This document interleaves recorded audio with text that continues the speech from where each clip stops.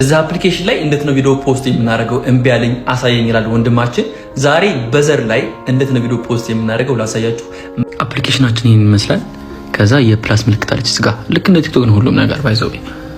የፕላስ ምልክቱ አንድ ጊዜ ክሊክ አድርገን እንጫንና ፋይል ያስመርጠናል። ከኛ ኤዲት ያደረግነው ቪዲዮ ማለት ነው። ብዙ ጊዜ ፖስት ማድረግ የሚቻለው እዚህ ጋር የስፖርት ቪዲዮዎችን ነው።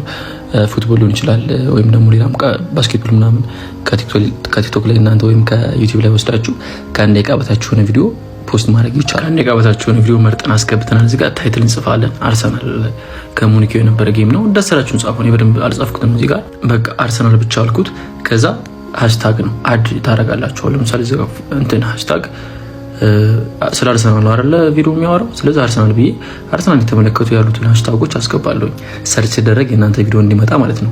እሱ የሃሽታግን ጥቅም ታውቃላችሁ እናንተ። ከዛ ከቨር ፔጅ ማድረግ በደንብ ከላይ እንዲሆን የምትፈልጉትን ነገር ከቪዲዮ ውስጥ መርጣችሁ ከቨር ፔጅ ማድረግ ከፈለጋችሁ ከጋላሪያችሁም ላይ አድ ማድረግ ይቻላል። ያው ቪዲዮአችሁ ላይ ሲገባ በደንብ እንዲያምር ይሆናል ማለት ነው። ሙሉ ብዙ ቪዲዮ ሲኖራችሁ ከቨር ፔጁ የሰዎችን አቴንሽን በደንብ መሳብ ይችላል።